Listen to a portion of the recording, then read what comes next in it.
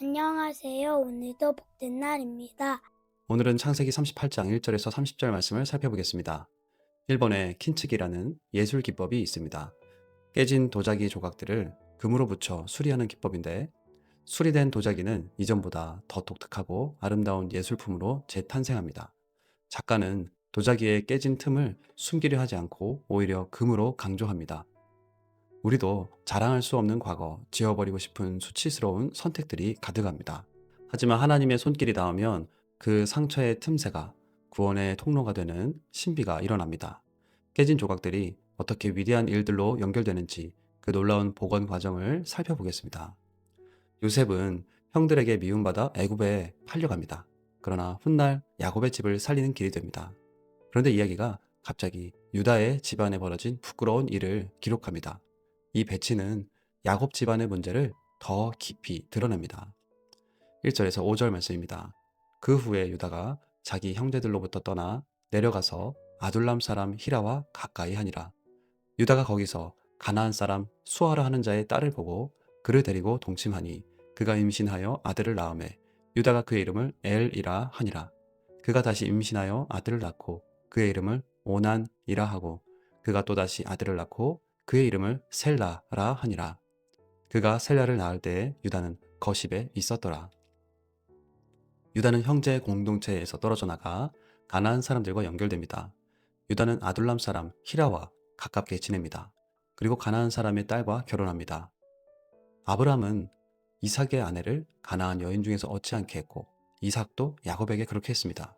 그런데 유다는 가나안 여인을 아내로 맞습니다. 그에게서 세 아들들이 태어납니다. 그런데 이 중에 두 아들들은 하나님 보시기에 악했습니다. 6절에서 11절 말씀입니다. 유다가 장자 엘을 위하여 아내를 데려오니 그의 이름은 다말이더라. 유다의 장자 엘이 여호와가 보시기에 악함으로 여호와께서 그를 죽이신지라. 유다가 오난에게 이르되 네 형수에게로 들어가서 남편의 아우된 본분을 행하여 네 형을 위하여 씨가 있게 하라. 오난이 그 씨가 자기 것이 되지 않을 줄 알므로 형수에게 들어갔을 때에 그의 형에게 씨를 주지 아니하려고 땅에 설정하매 그 일이 여호와가 보시기에 악함으로 여호와께서 그도 죽이시니 유다가 그의 며느리 다말에게 이르되 수절하고 네 아버지 집에 있어 내 아들 셀라가 장성하기를 기다리라 하니 셀라도 그 형들같이 죽을까 염려함이라. 다말이 가서 그의 아버지 집에 있으니라. 유다는 장자를 위해 다말을 데려왔습니다. 그러나 장자 엘이 악하여 죽게 됩니다. 이로 인해 형이 자녀 없이 죽었을 때 동생이 형수와 결혼하여 죽은 형의 이름을 잇는 자녀를 낳게 하는 제도가 등장합니다. 이는 이후 신명기 25장에서 계대 결혼의 배경입니다. 의도는 형의 기업이 이어지고 과부의 생존과 지위를 보호하기 위함입니다. 그래서 둘째 오나는 형제의 의무로 형수에게 자녀를 얻게 해야 했습니다. 그런데 오나는 그렇게 자식을 낳으면 자기 후손이 안 될 것을 알고 계보를 막습니다.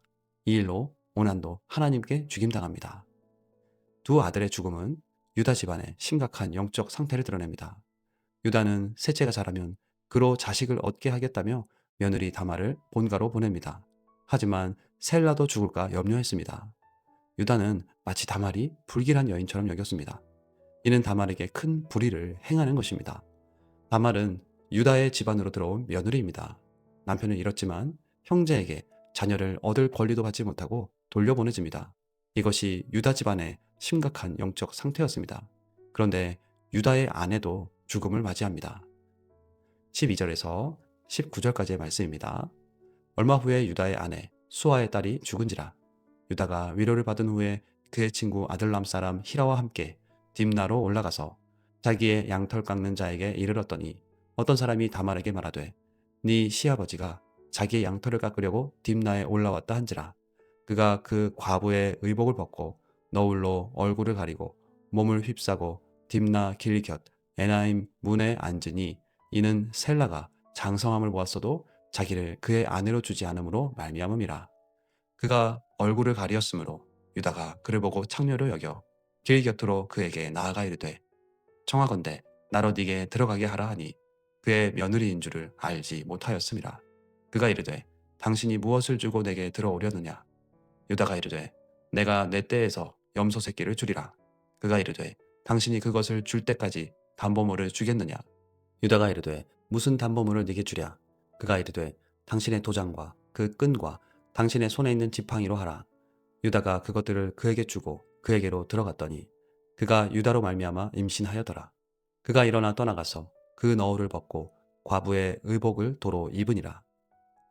유다는 위로를 받은 후 딥나로 올라갑니다. 양털 깎는 시기가 됐습니다. 고대 목축 사회에서 축제적 분위기와 경제적 기쁨이 동반되는 때였습니다. 딥나에 있던 다말은 시아버지 유다가 온다는 소식을 들었습니다. 다말은 유다의 셋째 셀라가 장성함에도 그의 아내로 주지 않자 유다에게서라도 권리를 얻기 위해 창녀처럼 준비합니다. 유다는 그녀가 자기 며느리인 줄 모르고 성적 관계를 요구합니다. 유다는 영적으로 추락해 있습니다. 가난한 사람들과 지내고 며느리의 권리를 방치했습니다. 이제는 성적으로도 무너집니다. 다말은 정체를 감춘 채 유다에게 묻습니다. 창세기에서 계속 등장하는 장면입니다. 다말의 속임에 유다는 속아 넘어갑니다. 또한 유다는 대가로 염소를 주려 합니다.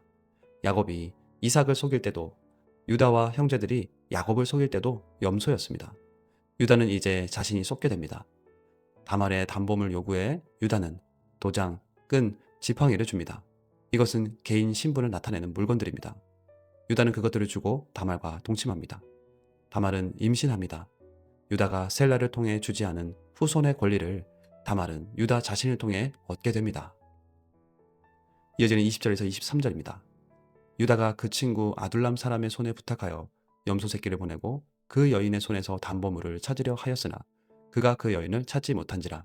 그가 그곳 사람에게 물어 이르되 길 곁 에나임에 있던 창녀가 어디 있느냐? 그들이 이르되 여기는 창녀가 없느니라. 그가 유다에게로 돌아와 이르되 내가 그를 찾지 못하였고 그곳 사람도 이르기를 거기에는 창녀가 없다 하더이다 하더라. 유다가 이르되 그로 그것을 가지게 두라. 우리가 부끄러움을 당할까 하노라.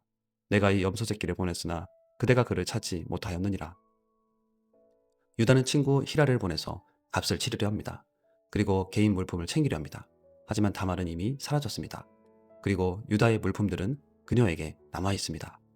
유다는 담보물을 잃었지만 더 이상 찾지 않으려 합니다. 왜냐하면 자기 죄가 드러날 것이 염려됐기 때문입니다. 그러나 그가 감추려 한 일은 곧 드러납니다. 이어지는 24절에서 26절입니다. 석 달쯤 후에 어떤 사람이 유다에게 일러 말하되 네 며느리 다말이 행음하였고 그 행음함으로 말미암아 임신하였느니라. 유다가 이르되 그를 끌어내어 불사르라. 여인이 끌려나갈 때 사람을 보내어 시아버지에게 이르되 이 물건 임자로 말미암아 임신하였나이다. 청하건대 보소서 이 도장과 그 끈과 지팡이가 누구의 것이니이까 한지라. 유다가 그것들을 알아보고 이르되 그는 나보다 옳도다. 내가 그를 내 아들 셀라에게 주지 아니하였음이로다 하고 다시는 그를 가까이 하지 아니하였더라. 3개월 후에 다말의 임신이 드러납니다. 과부가 임신한 것은 큰 문제였습니다. 사람들은 이것을 유다에게 알립니다. 유다는 다말을 불사르라고 명합니다. 유다는 자기 죄에는 관대했지만 다말에게는 엄격한 이중성이 드러납니다. 그러자 다말이 유다의 물품들을 증거로 유다 스스로 판단하게 합니다.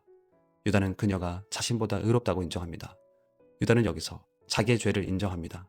유다는 한순간에 완성되지 않지만 이후 베냐민을 대신해 자신을 종으로 내어놓는 변화의 첫 신호가 나타납니다. 다말은 출산합니다. 이어지는 27절에서 30절 말씀입니다. 해산할 때에 보니 쌍태라. 해산할 때에 손이 나오는지라. 산파가 이르되 이는 먼저 나온 자라 하고 홍색 실을 가져다가 그 손에 메었더니 그 손을 도로 들이며 그의 아우가 나오는지라. 산파가 이르되 네가 어찌하여 터뜨리고 나오느냐 하였으므로 그 이름을 베레스라 불렀고 그의 형 곧 손에 홍색 실이 있는 자가 뒤에 나오니 그의 이름을 세라라 불렀더라. 다말은 쌍둥이를 출산합니다. 그리고 출생하는 장면에는 먼저 나오는 자와 뒤따르는 자의 긴장이 있었습니다. 이는 야곱과 에서와 비슷해 보입니다. 산파는 먼저 손을 내민 아이의 손에 붉은 실을 맵니다. 그런데 먼저 나온 것은 둘째입니다. 그래서 그의 이름이 밀치고 나왔다고 해서 베레스입니다. 성경은 장자에게 이어지는 축복의 권을 밀치는 것을 상징적으로 보여준 것입니다. 야곱과 유다를 이어 베레스는 보아스와 다윗으로 약속의 계보가 이어집니다. 유다의 죄, 유다의 아들들의 죄, 다말의 속임. 그러나 이 부끄럽고 복잡한 사건 속에서 메시아 계보가 이어짐을 성경은 말하는 것입니다. 말씀을 정리합니다. 여기선 의로운 사람을 찾을 수 없습니다. 다말조차 속임의 방식으로 자기 권리를 찾아갑니다. 본문은 모두가 무너진 자리에서 오직 은혜만이 길을 낸다는 것을 말씀합니다. 여기서 우린 복음으로 나아갑니다. 복음은 도덕적으로 괜찮은 사람을 조금 더 좋게 만드는 메시지가 아니라 자기 힘으로는 답이 없는 사람들에게 하나님이 직접 구원의 길을 여시는 소식입니다. 다말은 나중에 예수님의 족보에도 등장합니다. 이 뜻은 무엇입니까? 예수님은 깨끗한 사람들의 계보만 이어받아 오신 분이 아니라 죄와 수치와 실패와 상처의 이야기를 다 안고 오신 분이라는 뜻입니다. 이 사실이 얼마나 놀랍습니까? 사람은 좋은 이야기만 남기고 싶어 합니다. 하지만 하나님은 다말의 일을 메시아의 계보 속에 두십니다. 예수님은 부끄러운 이야기 없는 사람들의 구주가 아니라 부끄러운 이야기 때문에 고개 들지 못하는 사람들의 구주이기 때문입니다. 예수님은 실패를 모르는 사람들의 왕이 아니라 실패와 수치와 죄의 무게 속에 눌린 사람들을 위한 왕이십니다. 이게 복음입니다. 우리는 유다처럼 자기 죄에는 눈멀고 남의 죄에는 날카로운 사람들입니다. 우리는 다말처럼 살 길이 막히면 인간적인 방식으로라도 길을 만들고 싶어 합니다. 그러나 바로 그런 우리를 위해 예수님이 오셨습니다.